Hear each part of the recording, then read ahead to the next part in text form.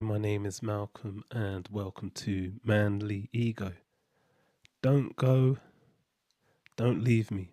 How can you leave me after 6 amazing days together? Well, for me, there were 6 amazing days.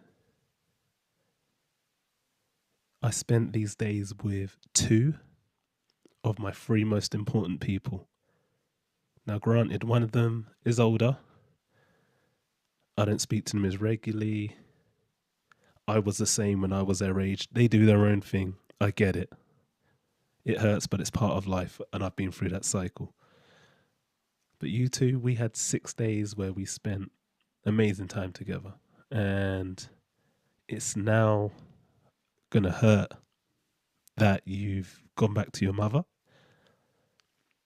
I remember the last time I spent a period of 6 days with you guys, it was 6 years, 7 years ago. And when you left, it hurt. It left a hole, a hole in my heart. There was that emptiness. And I'm hoping this time I have sort of a contingency plan in place to stop it from feeling like it did last time. I'm going to go out and do some things and keep myself occupied. Nothing replaces the time I spend with my children, but I do need to keep myself occupied when they're not with me. I've had my two boys with me over the second week of the summer holidays, I believe it is. It's been a really good time. It's been a time full of games, bonding, chill out time. But more importantly, it's just having their energy around me. And now that that energy is gone, I mean, I'll see my boys in 3 days, I believe it is, but it still is that period of emptiness. No, I think it's 4 days. That period of emptiness that I've had you 6 consecutive days. And what do I do now? That sound, that energy, that feeling isn't there. My tribe, my gang has been separated temporarily. And me being a man, from my perspective, I can admit it hurts. It brings emotion. I told my boys last night that I will miss them. I told them this morning. I think I was even a little bit cagey this morning because I knew this feeling was going to come up. So, I love my boys, and yeah, it hurts not being around them. But let me break down a bit of how I spent my 6 days with them. Having this extended period of time with my boys has not only allowed me to bond with them, it's allowed me to, see how they're developing on a more consistent basis. Even though it's only over 6 days, it's more consistent than the 2 days that I usually have them. It's allowed me to, focus on some of the aspects of life that they don't enjoy, like reading. I enjoy my reading, they don't, but I've had them reading 25 minutes a day, which is continuing from what they do at school, where they're meant to read 20 minutes a day, but I've made them read 25 minutes. Every bit of extra counts.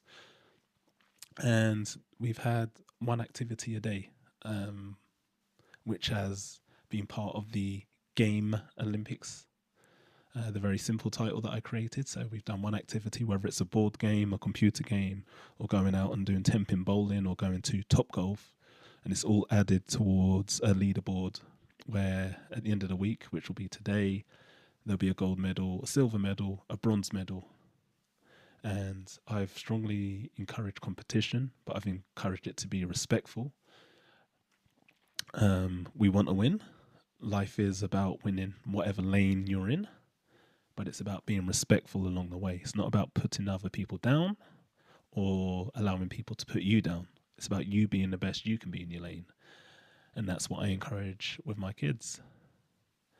And also, the idea of doing this Game Olympics is that it has allowed me to have a pocket of dedicated time with the children each day, where the focus has been on that activity, whether it's been an hour, 2 hours, half an hour of pure focus to what we're doing, instead of harassing them and being with them 24/7. Because hey, who wants to hang out with their dad all day long? No one. So that's been the dedicated time. It's something we can look back and think, we did this yesterday, we did this today. And they've also had time to breathe. They're 12, they're 10, one of them's nearly 11. And they want to chill and be on their phones and look at YouTube shorts, which I do monitor to make sure they're watching suitable things, or they want to play on their computer games by themselves.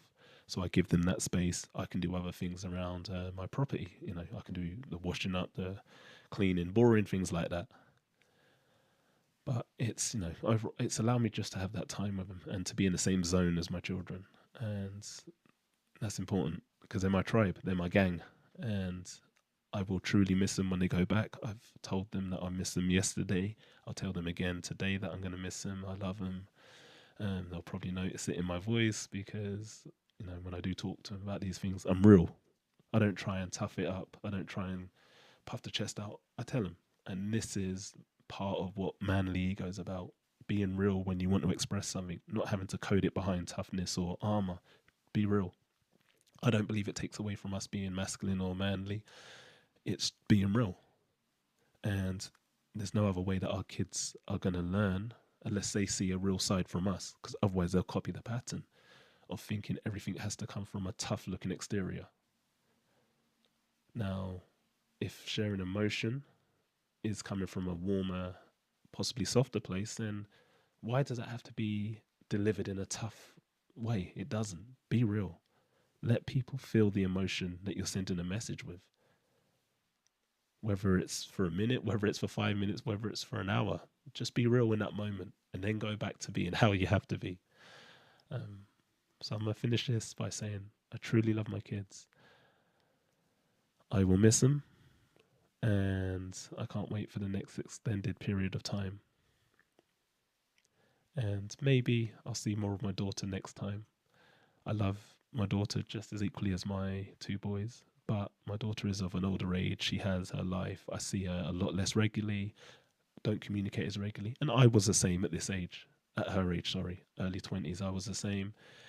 So I understand the process. But we'll see. Maybe next time the whole family will be back together.